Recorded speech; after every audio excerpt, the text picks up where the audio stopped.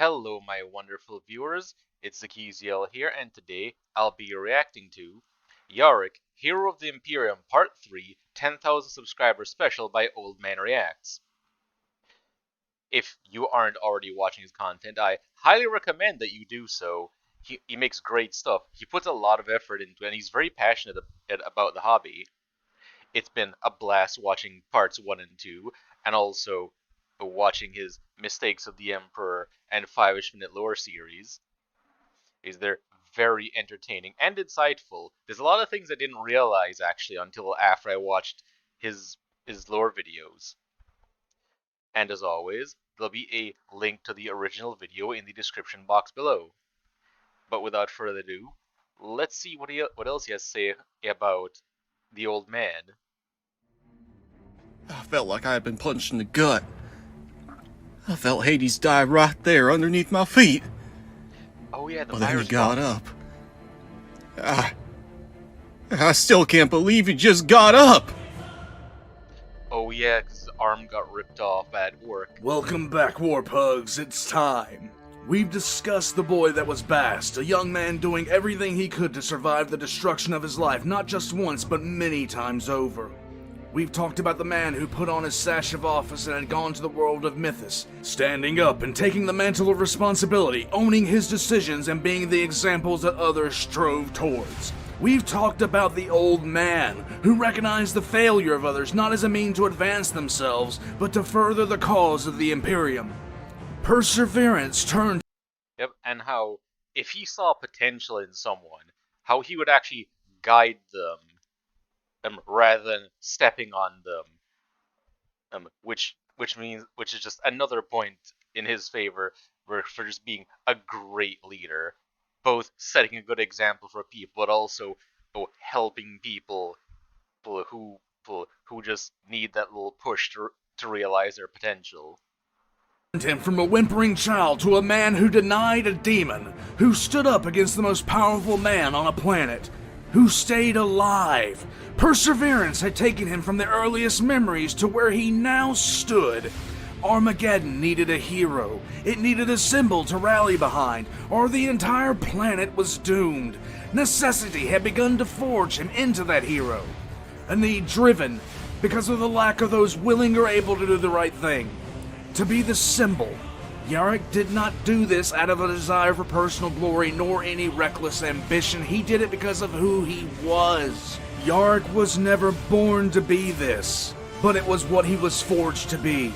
A symbol, an icon, a standard standing defiant in the face of untold horror. A full century and a half previously, Yarrick had rejected the temptation of a Herald of Zinch to stare into his future, to see the legend he was going to become, but the ghost of that encounter had stayed with him. Yarrick's arms seethed with ghost pain as he looked to the stairs, stopping every so often to kill an orc that strayed too close. The orc flyboys had taken to the skies and were fighting inside, but this was not Yarrick's destination. As Yarrick closed in on the massive figure standing inside of both armies on the wall, he heard his name being roared in both praise and challenge. Coming to a stop on the wall, Yarrick looked to the side to see Colonel Helm, alive but battered and bruised, bleeding at the feet of the figure standing there. Fighting seemed to simply stop on both sides of the war as the humans watched their newfound hero and the orcs watched their war boss, a lieutenant to Gazgul Mac Uruk Thraka. The commissar had a bolt pistol and a sword. Uglehard had a power claw and a slug thrower mounted to his arm. They came at each other, both armies watching as the ties of destiny that Yarrick had tried to ignore since his first deployment as a commissar on Mythos came back to haunt him. Yarrick slipped and he turned, slicing away at Uglehard. Uglehard seemed like in the face of the commissar's assault, he was just simply overmatched. Until he wasn't. Uglehard started laughing, the power claw lancing out and clamping down hard on the sword arm of Commissar Yarrick. Yarrick didn't scream as his arm was crushed, even as the massive orc picked him up, displaying his form like a trophy to both armies. You know, given that he's been having ghost pains ever since Mythos, part of it honestly has me imagining that he's just kind of become accustomed to that pain. But another part is also because Yarrick is also just built different. Like, the things that he's gone through.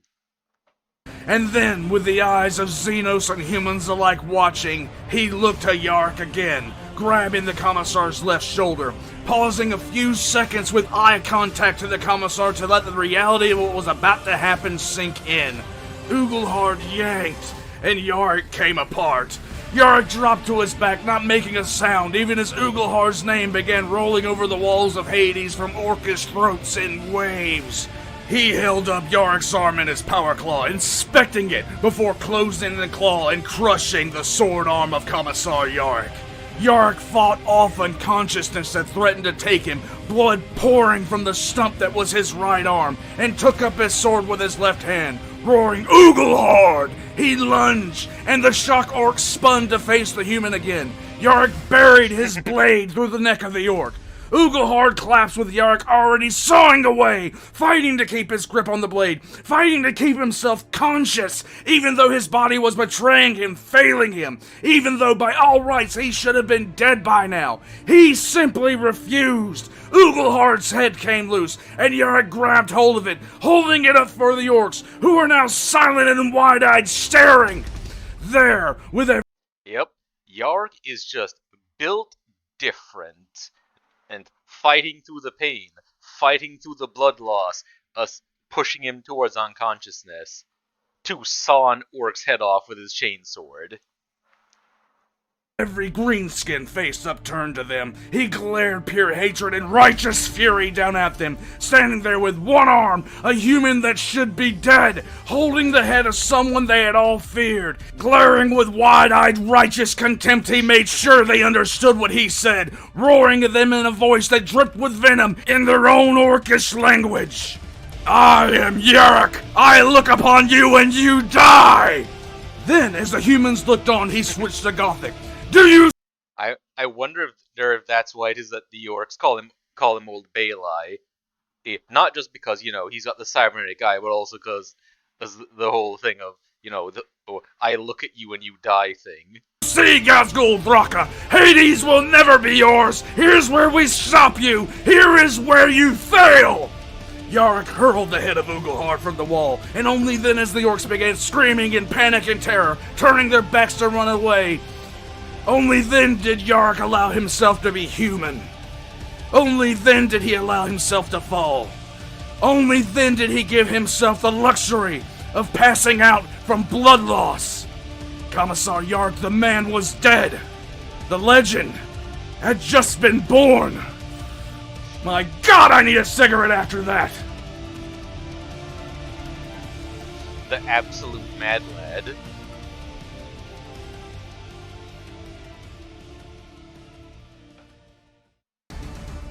The arm of Ugelhard was taken and modified for Yarrick's own personal use, and from that point, Yarrick controlled the war effort to stop the orcs from taking Hades itself, as well as supporting the wider war for Armageddon. During a brutal firefight a few weeks later, he lost his eye, but after overhearing that the orcs fully believed that if he stared at them hard enough they'd die, he had his eye replaced with a laser bionic, which was called the Baelai, which fully meant if you breathed wrong and the Commissar gave you a hard glare, your skull would pop like a balloon. For the rest... Oh, so that's why he got the Baelai nickname then. The laser eye. Well, also still the orcs calling him that too. Of the war, Yarrick fought alongside the Steel Legion. He was always in the front lines of every engagement, the orcs being so abjectly terrified of him that they would almost break and run the second he was sighted on the battlefield. Yarrick had used the time before the siege well and continued to do so. Well, yeah, if you see this guy and your thought process is, if he looks at me, I'm gonna die. And you have enough orcs believing that and telling other orcs about it. It is just, you send Yarrick and just entire orc armies routes instantly unless Gazgul himself is there, I assume. Anytime he could fly supplies out to the other hives, he did. The good Commissar flew shipments to any hive in Armageddon Prime that was still resisting, while at the same time trying to keep Hades alive and fighting, which was no mean feat considering the lack of preparation in general.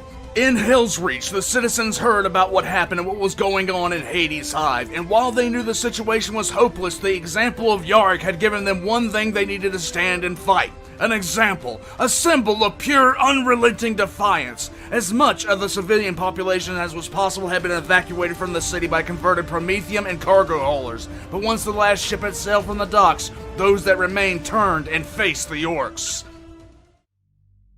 Hell's Reach's defenses, although already breached, sundered, and almost destroyed by Hermann von Straub himself and the Hive, all but lost, reached a fever pitch that was downright fanatical. Civilians were strapping explosives to themselves and diving from building rooftops directly into the orc lines of assault, using dead man switches to do the most damage. Crane drivers were welding plate steel to seal themselves in, and using the cranes to attack gargants.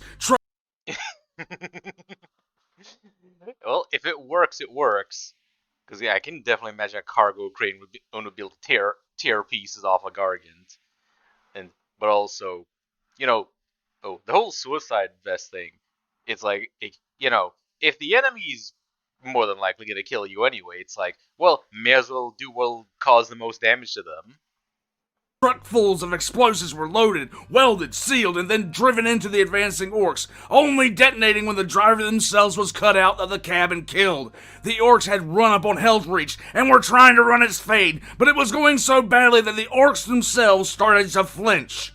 Each and every civilian and guardsman left swore to make the orcs pay for every inch of territory they took. Civilians attacked the orcs using improvised weapons, cutting pipes off of the hives themselves, fashioning them into spears, axes, and clubs. They attacked the orcs and sold their lives viciously, with even the orcs themselves wondering if the death toll that Hell's Reach was exacting was actually worth it. The story of the fall of Hell's Reach is full of incidents of absolutely insane acts of heroism and suicidal bravery. Finally, as the last day dawned on Hell's Reach in the Second War of Armageddon, a psychic attack was unleashed by the orcs using a massive number of Weird Boys, the orc equivalent of Psychers, which was the nail in the coffin for the defenders of Hell's Reach. By the way, for those who don't know about Weird Boys, they use Wa energy, which the orcs generate, which has its goods and bads. On one hand, it means that the more orcs are in a place, the more powerful the Weird Boys' powers are. The bad part is that they can end up absorbing so much energy so quickly that their heads literally explode. But Weird Boys can do all sorts of things, ranging from vomiting up warp energies on things flinging bolts of electricity, or even summoning the foot of one of their gods to step on the enemy. When the orcs entered the city, there was nothing but a ruin, with carpets of corpses, human and orc alike, and few surviving humans whose minds had been completely burnt out by the Weird Boys' assault. The orcs had taken Hell's Reach, but it was a Pyrrhic victory at best, and they were not Astartes defending this hive. They were just humans, in rags, in robes, wielding whatever came to hand.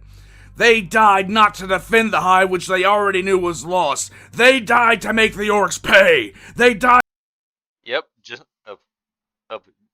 that's why once you've gotten the entire civilian populace of a place resisting you as well, it's like if they're instilled with that level of determination, where they're willing to accept death as long as they get to bleed you for all they're worth in the process. As there's unless you have an absolutely ludicrously overwhelming force, chances are any victory you have are going to be Pyrrhic victories, and even if you do win it, and there's little chances of resistance fighters or causing hell for you in your back lines. Tried to punish the orcs as much as they could. At the end, standing in a literal graveyard, the orcs looked at the avenues of the dead and the losses they had taken and asked themselves if it was actually worth it. Let me rephrase that. The fight against the humans of Hell's Reach was so traumatic, it gave the orcs PTSD. And what was the... Yeah, when even the orcs, whose whole reason for existing is just to fight and loot, would begin questioning, if losses are worth it. Yeah, that's an achievement. Overlord of Armageddon doing it at this time? I'll give you a dramatic reenactment. Ah, yes. The Overlord. The fall of Hell's Reach had one side effect that was instantly known in Hades. From the mountain passes beyond, Yarrick was informed that Gazgul Mag Uruk Thraka himself was on his way. Oh, side note, actually, it kind of occurred to me as a thought just now that maybe the reason why Yarrick hadn't killed Hermann von Straub at any of the multiple times that he could have might actually be attributable to the fact that Yarrick wasn't the ambitious type like many of his peers, who just wanted to advance quickly as possible. Since, well, if he executed Hermann von Straub, he would actually be in charge of things for the time being, because, if I remember correctly, if a superior is incompetent enough, they can be executed and the commissar can take control, but they will be expected to command at the bare minimum, as well as their predecessor did. But given how incompetent and even self-sabotaging Hermann von Straub was, I don't think it'd be hard to do a better job than him. Yarrick faced off against Gazgul in the defense of Hades and fought him tooth and nail, dedicated to never underestimating the Orc Warlord again. For every attack Gazgul made, Yarrick had a reply. Commandos were dropped on high spires only to be attacked by hidden hive gangers waiting in ambush. Entire attack wave of Gargants would be destroyed in detail by tunnels delivering mines right underneath their feet. Wave after wave of infantry attacked the walls and died to traps, feints, and counterattacks. Yarrick stood on the walls and in the front lines every time, and the orcs began to believe that he was capable of just showing up anywhere he was needed, when he was needed. They began to be convinced he was immortal. Suicide bombers infiltrated the orc lines and destroyed siege engines that were being built, or had been brought into sight of the city. The commissar and the war boss never came face to face, but every human and orc knew the battle the two waged. Gazgul was stunned. Finally, here was a figure that would not run, would not be frightened, and could not easily be tricked. It was an enemy that the orc could respect. The situation someone who was giving them a right proper fight. Inside the hive was desperate. The population is starving and eating anything they can find, including dead orcs, to stay alive. This situation persisted for months, and every day the commissar would stand against the war boss and drive the horde back. Damn it, I love this man! I absolutely love this guy! At this point, I think I need to summarize once again. The orcs had landed and taken the entire continent of Armageddon Secundus in under 3 days. By the 5th day, they were wiping out the Legio Metallica and walking into Hive Infernus. Without Yarrick, the rest of the planet would have fallen, even with the orcs taking their time, by the end of the 2nd week, but Yarrick stopped them cold at Hades. The example the commissar had set galvanized the rest of the world, and a war of rapid conquest was halted dead in its tracks. The orcs were still winning the war, but now they were paying savagely for every step of ground. In the first week of the war, the orcs had taken an entire continent, but now their conquests week by week were measured in street names or nothing at all, with a death toll that was considered extreme even for the greenskins. The siege of Hell's Reach had lasted months, with the commissar extolling the sacrifice and virtue of the hive daily over the Vox for the entire population of the planet to hear. Hades was performing a logistical miracle, supplying any hive city they could with anything they had to spare. All the while, Hades was keeping the bulk of the orc horde at bay. The fall of Hell's Reach had the opposite of the effect that a city's death would normally have, with the humans of the remaining hives looking to Hell's Reach as an example and being spurred on by Yarrick to greater and greater heights of So instead of despairing at the fall of Hell's Reach that had fought so valiantly, they saw Hell's Reach as essentially a martyr. Bravery and outright zeal. While the 40k equivalent of Duel of the Fates was reaching its crescendo at Hades, the orcs that had been at Hell's Reach had apparently gotten therapy and were now on their way to Hive Acheron, one of the last hives not currently under siege by them. Hermann von Straub decided now was a great time to earn some good guy points and contributed to the defense of the hive by sending 20 regiments of... Wait a second, hold on a second. Wait a second. Oh, is he actually Never mind. helpful? 20 guards that he didn't like. And happy thoughts. I hate him. Well, it's... even though it's not literally 20 guards, at this point, I feel that it's still probably an improvement over what he's been doing thus far, which has been so much self-sabotage. Especially the whole, virus bombing thing that thankfully the virus bombs had not been well maintained. Otherwise, Armageddon would have been lost because of just one idiot. Acheron didn't have the resources of Hades or the manpower, and it didn't have Yarrick himself. Within days, the orcs had stormed the outer hive and were laying siege to the core of the hive's inner walls. The hive's governor actually wasn't a garbage bag of humanity and refused to surrender, making hourly speeches to his people, but nothing could stop the orc tide. As the battle raged at Hades still, the orcs pierced the inner walls of Hive Acheron and prepared to swarm the hive.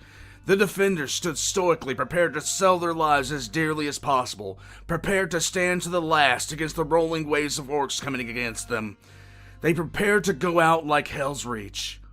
Yarrick was listening in to the Vox communications. He was listening to the death of yet another city. Then suddenly, different kinds of sounds began to be heard. The entire forward advance of the orcs was being bombarded, and then out of the poisoned yellow sky of Armageddon, drop pods and thunderhawks began to rain down. After months of loss and death, after fighting tooth and nail to hold the planet against a tide that seemed like it would never end, hearing the screams of the dying and the damned, shouts of vengeance and the lost, the cries of victory, which must have sounded so completely foreign, were heard as drop pods burst open, Thunderhawk bays open, and Lord Commander Dante of the Blood Angels took to the field. The defenders of Hive Acheron swarmed out of the inner hive, joining the Blood Angels, taking revenge on those that dared defile their city. The citizens of Acheron were well and truly pissed off. If the Blood Angels had not arrived, the orcs would be delightfully stomping their way through their homes. But now... Come on! You were talking all that good shit a second ago! What the fuck? Give me a hug! The orcs tried to flee the hive in an absolute panic, but between the Blood Angels and the citizens of Acheron, few made it out alive. In Hades' hive, starving, surrounded by the orc horde led directly by Godskull himself, I can only imagine how Yarrick felt, knowing that he had done his duty, knowing that he had stayed the course. Regardless of what happened now, Armageddon was saved. And what was Hermann von Straub doing at this time? Well, the Overlord was rather pissed the Space Marines were there at all. You see, he had this well in hand. How dare Lord Commander Dante do this? Who the hell did he think he was? Well, Dante had taken a look at what had happened up to this point and put the great Girthy one on house arrest pending a trial. And when he laid down the charges for the hog beasts, the size and scale of them caused von Straub to jump in a speeder and run like hell. Flashback. 43,339 counts of incitement to violence. 38,174,639,274 counts of biggest murder. 22,398 counts of insurrection and treachery. 211 counts of unholy insubordination. 2,238 violations of imperial decree. 99 counts of evasion of duty. 39,492 counts of larceny. 883,204,294 counts of heresy. 3,994 counts of unmeasured invasion. 112,992 counts of dereliction of duty. 324,882 counts of unlawful impersonation of an officer. Unlawful impersonation of an officer.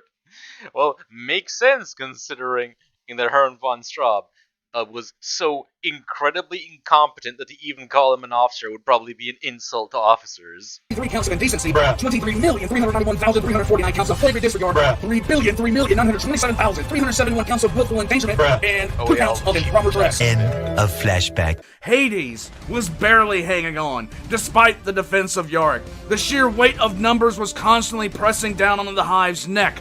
Lack of food and supplies was reaching a peak, and as the Lord Commander redeployed to Tartarus to attack the orcs which had breached the hive and were overrunning it, Hades began suffering setback after setback. Months of stretching the meager supplies of the hive had finally reached a breaking point, and guns began to go silent. Food was non-existent, and any medical supplies had long been exhausted. At Acheron, the Blood Angels' forces were joined by the Salamanders and the Ultramarines when the 3 chapters pushed the orcs out of the fight.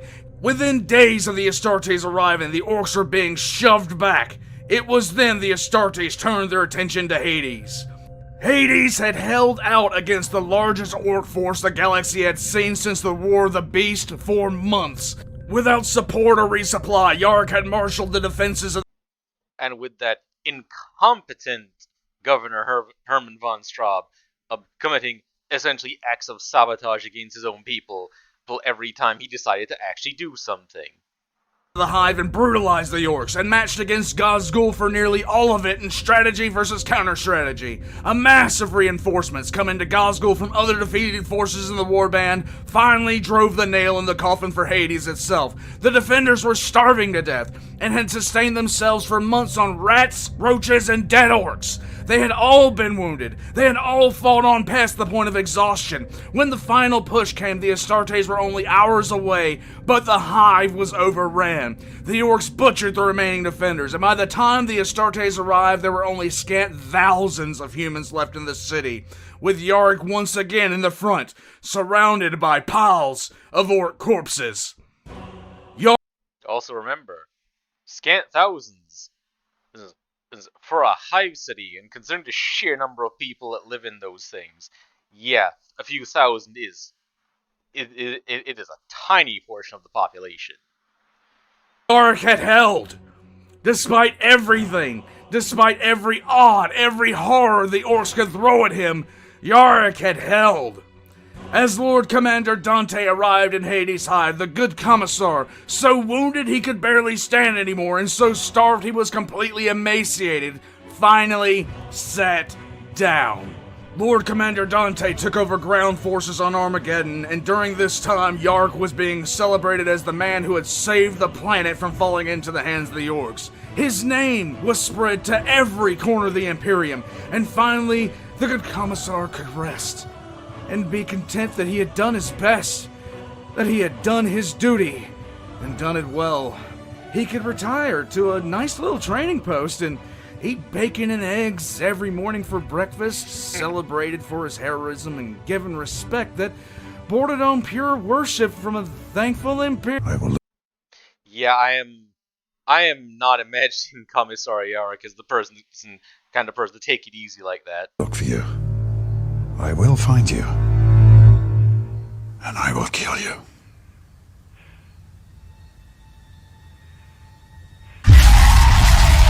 Within only months of recovering, Yarrick returned to active duty, and the first thing that he did was use every bit of his celebrity status to gather Imperial forces to go after Gazgul, who was now being called the Beast of Armageddon. Yarrick was going to run that orc down, and use his adamantium-plated skull as a piss pot, or die trying. After a few years of the War of Armageddon's end, though, the hype was beginning to slowly die down. Yarrick refused to relent, though, resolved to chase down the threat to his God Emperor's domain no matter how far he ran and no matter the cost. Yarrick was having to take whatever he could get, however. Most of his officer corps was notoriously green, but in some cases he got some great stuff. For instance, he got his own specially modified Baneblade, which was named the Fortress of Arrogance, that literally had a pulpit with a vox transmitter so he could spew out hatred at whoever he was running down.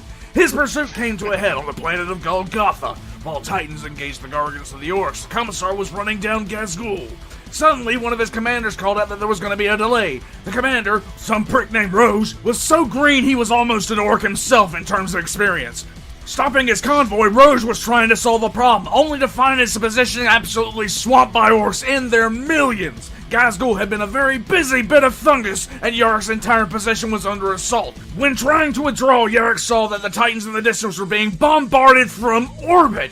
Typically, this is a cause for massive amounts of alarm. This raised a fair amount of questions that were answered by the fact that a Space Hulk had pulled into orbit. This is a bad sign. Also, that is the fact that they're being bombarded with any degree of accuracy whatsoever is funny, because as I believe it was Arch once put it, the Imperium, when they're doing orbital bombardment, it can hit a target the size of a city. The Orcs, when doing orbital bombardment, tend to only be able to hit targets the size of a continent. It only got worse when the topography started literally pissing orcs. The ambush was total, and barely anyone made it off the planet alive. Colonel Helm, who had stayed with Yarrick to chase down the Beast of Armageddon, was ordered by Yarrick himself to lie to the men to get them to go off the planet because they wouldn't leave without the Commissar. Yarrick himself was thrown off the Fortress of Arrogance when it drove right into a garden and fired all of its cannons. The force of the blast disabled the Baneblade and destroyed the garden. Yarrick himself was thrown against the tracks of an orc battle fortress, and his greatcoat was caught in the wheels, with the fortress itself coming to a stop. It was there, pinned and barely able to move, surrounded by the worst defeat of his career, that Yarrick came face to face with Ghazghul. The orc was massive, dwarfing even an Astartes, and with what for Ghazghul passed as the gentlest of backhands in history, he knocked the Commissar out. Yep, because Yarrick because if I remember correctly, Ghazghul didn't want to kill Yarrick, because Yarrick had given him a good proper fight. And for Ghazghul, that's hard to get. woke on board a Space Hulk, hanging from chains over a pit. His mechanical arm was gone, his bale eye had been removed. Within a few moments, he and Ghazghul were eye to eye. Yarrick and the massive orc were in a stare down until Yarrick vowed to kill the war boss, and Ghazghul turned away. One of the other orcs, thinking that for some reason this gave him permission, tried to attack Yarrick, but was promptly informed of his breach of decorum when Ghazghul snatched him up and crushed his neck, tossing him into the pit. After a few seconds of simply watching the Commissar and not speaking, Ghazghul broke the chains that held Yarrick up and let him fall as well. Most men would have died. Most men would have landed at the bottom of the pit, armless, blind in one eye, and simply died. Not the Commissar. Arming himself with a dead orc's blade, he killed a squig, and after a bit of experimentation, found out he could use the barbed end of the squig's tail as a climbing spike, using the crude orc's blade as a hammer. He then took his new blade and went off to commit an ecological war crime. Tail after tail, nail after nail, he climbed the side of the pit, becoming so taken with the task that he kept going without ever looking up. By the time he was finished, he had made the local squid population an endangered species. He had made a ladder out of squig tails all the way to the top of the pit, and without a word, he came out of it and slaughtered the two guards that were standing there. His escape plans were thwarted, however, and as a mass of orc guards subdued him, he heard Ghazghul's laughter. He was taken to the slave pits and thrown inside, but it wasn't long before he organized a rebellion due to the lack of union wages. Roge, as well as a medical officer, were his chief lieutenants, alongside someone who he would most likely have killed outright at any other time. One of the prisoners, Barrowman, had seemingly betrayed everything humanity had stood for, and was a guard for the orcs. He was given a larger cage and more food, and insults were hurled constantly at him, but he took it all in silence. The good Commissar did a quick mental calculation and decided that Barrowman would be better off past tense. He got his chance when he snuck up on Barrowman, who was beating an old man, apparently for being old. Even as Yarrick raised a glass shard to kill Barrowman, he heard him whisper a question to the old man, who responded back in what Yarrick could only understand as a joyful expression of thanks. Barrowman broke the old man's neck, and then he turned and faced Yarrick. Yarrick added a factor to the mental calculation. Barrowman had given the man peace. He was playing the role of the prison guard for the orcs, but he was actually doing the only thing he knew how to release those that were suffering from their pain. In a strange way, Yarrick understood. When the rebellion happened, understandably, the human casualties were absolutely ridiculous. A bunch of starved slaves weren't going to stand up to the orcs on their own ship. The goal was to get away, warn the Imperium, and prepare them for the war that was to come. And hey, if on the way out they got the chance to piss on Ghazghul's favorite hair squid, good on them! Guided by a man who possessed an eidetic memory, they closed in on a hangar with a... You know, I'd say that hair squig is actually kind of cute. It's in like it looks very funny. Lighter that was, the last time they had saw it, functional. They kept running over the corpses of past guests of the orc, and at one point I swear I saw something about a poker room with a skeleton waving at them. The remaining humans came to the hangar and were mid-plan, when suddenly an orc with a long rifle and a scope fell from a high-rise and landed flat on the ground. Wait, an orc with a long rifle and a scope? So the orc snipers were real? An orc sniper, if you will. Well, apparently they exist. I'm just gonna go sit down now. I think my brain just imploded. Yeah, the fact that an orc Yarrick even knows what aiming is, and the fact I am by this point actually kind of wondering if maybe the reason that orc sniper exists is is because enough people got convinced of it by the Inquisition, claiming that what happened to the Celestial Alliance is because of orc snipers, that orc snipers just became a thing. Convinced himself that the orc had simply fallen, but all the while he felt the phantom of a shot that had never come. When they came inside of the lighter, the Was that? Let's see. fallen, but all the while he felt the phantom of a shot that had never come. Oh, I think he just said the sniper was going to kill Yarrick, but I assume something stopped him. When they came inside of the lighter, the plan changed, apparently due to the fact the lighter had seen some recent improvements from the orc. If you need me to elaborate, they were converting it either into a cupboard or a crap shack, and possibly both. We have no way of knowing. With escape no longer an option, the plan became to find Gazgul's temple and shank him until he stopped doing things that angered Yarrick, like breathing. The would-be pilot of the lighter sacrificed himself as a distraction, boarding the lighter and firing every weapon it had while the rest of the humans escaped. By ones and twos, the remaining humans sacrificed themselves to buy Yarrick more time. Finally, it was just Rouge, Barrowman, and Yarrick.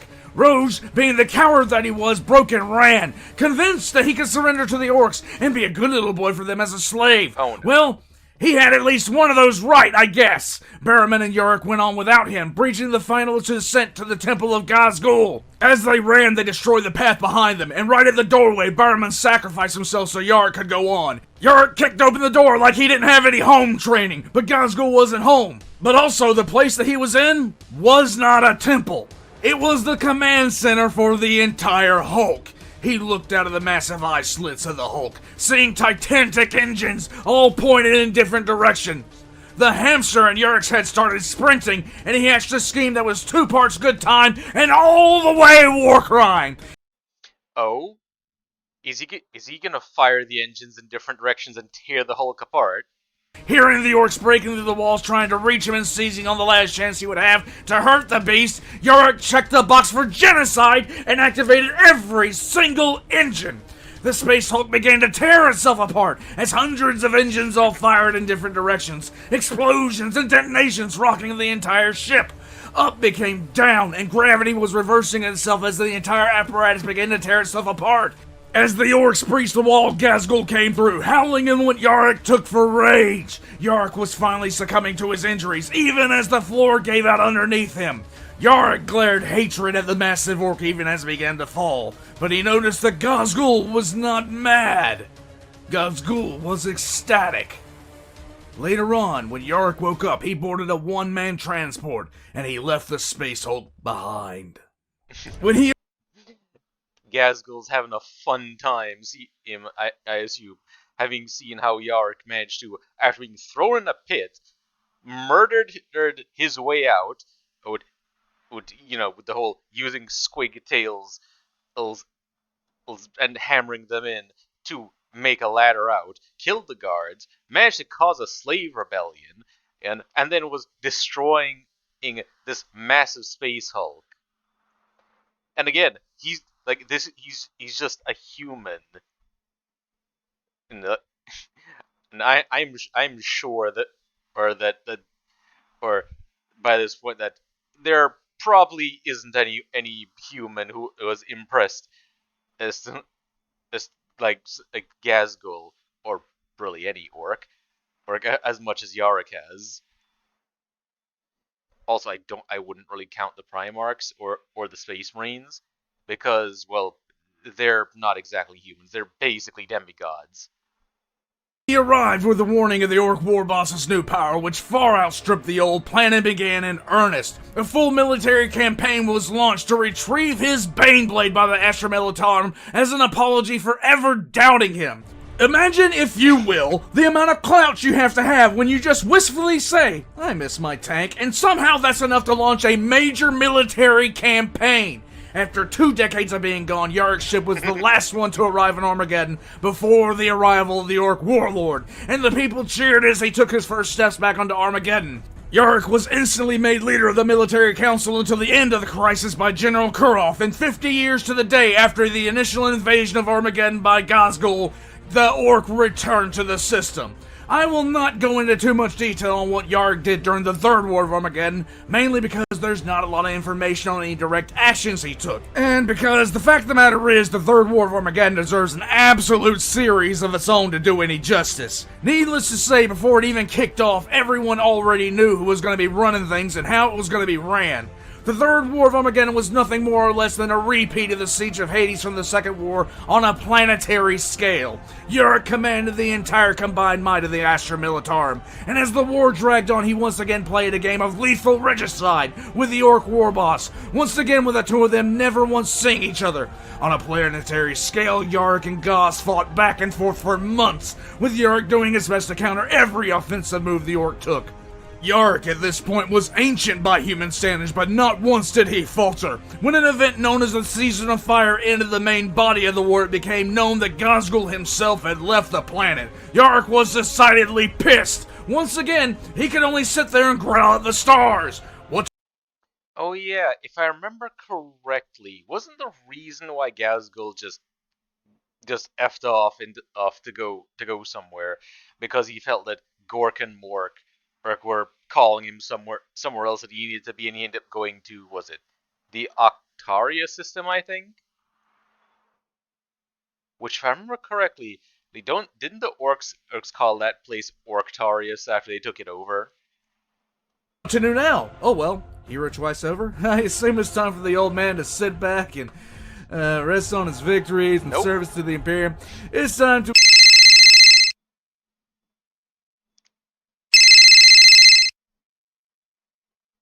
Hello, this is a prepaid collect call from... To accept charges, press 1. The Black Templars, after recovering the absolute Giga Chad Grimaldus, were getting ready to chase the Orc Warlord down, and High Marshal Hellbreak knew damn well the old man would want to go. Yarrick was positively skipping to the Thunderhawk. And just so we end off the whole Armageddon thing on a positive note, good old Hermann von Straub got yeeted into a volcano by a member of the Last Chancer's Penal Legion. Yes. Hey, what are you doing, Jeremy? Cleaning my gun. Are you serious? We're on guard duty. What? Like something is going to happen right now.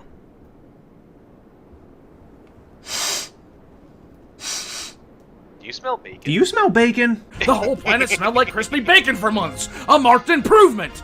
Yarrick set off immediately, and his influence ensured that every single ship that could come with him did.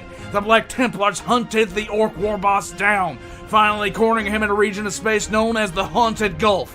The combined Black Templars and Imperial Navy fleet decimated the Orcs, reducing the fleet down to Ghazghul's flagship. Yarrick was preparing to board alongside the Black Templars to give the war boss a token of his affection in the form of a bolt shell to the brain, or 12. Suddenly, a wave of green energy erupted from Ghazghul's kill cruiser, disabling the Imperial ships. Yarrick could only watch again as somehow Ghazghul vanished into the warp. Yarrick's level of pissed off was so extreme it broke the gauge because once again, Ghazghul kept on leaving before Yarrick could express how he really felt about the big clump of fungus. Yarrick has for centuries been at the forefront of every engagement he's been in, following the creed and the code of his responsibilities to the letter. He didn't seek the role that eventually fell to him, he took it on with the strength, devotion, and yes, humility that he bore throughout his storied career. I knew from the first mention of him I wanted to know more, and that for some reason this man spoke to me. His story spoke of discipline, truth, and most importantly, perseverance in the face of hardship. At any point in his life, he could have laid down and died, and no one would have ever faulted him for it. No one except for him. He held himself to a standard that was simply impossible, and he fought against complacency. His duty to him was everything. His service to the Emperor was all. He never shirked from responsibility. He never backed down from the horrors that he faced. When faced with the impossible, he found a way to make it possible. When no one else would step forward, he did. When no one else was willing to do the right thing, Sebastian Yarrick did it for them. He took no pride in this. He took no pride in the fact that he was a hero of the Imperium, save for the fact that he had done his duty. When the Imperium was on the verge of being brought to its knees, an old man stepped forward and fought back the darkness. Even when his reputation was at risk, even when his life was threatened, even when it cost him an arm and an eye, Yarrick kept going. To him, safeguarding the Imperium was all that mattered. For the sake of the Imperium, for the sake of humanity, he endured. He persevered. But of all the honors and celebrations in his name, of all the ships and stations named in his honor, there was only one event that sticks out where Yarrick's character, his will, and his tenacity in the face of overwhelming odds was put on display. Those of you familiar with how Yarrick got away from Ghazghkull might be wondering why I didn't mention what happened when he woke up after trying to destroy the space hulk he had been imprisoned on. Let me tell you that now. Yarrick woke up complete, feeling his power claw had been reattached, and as he opened his eyes, his bale eye was back in its place. He sat up in a room of horrors. He was still inside the Space Hulk. What shocked him was that his eye and arm had been reattached, correctly, and with great care. Slowly, he walked to the door and opened it.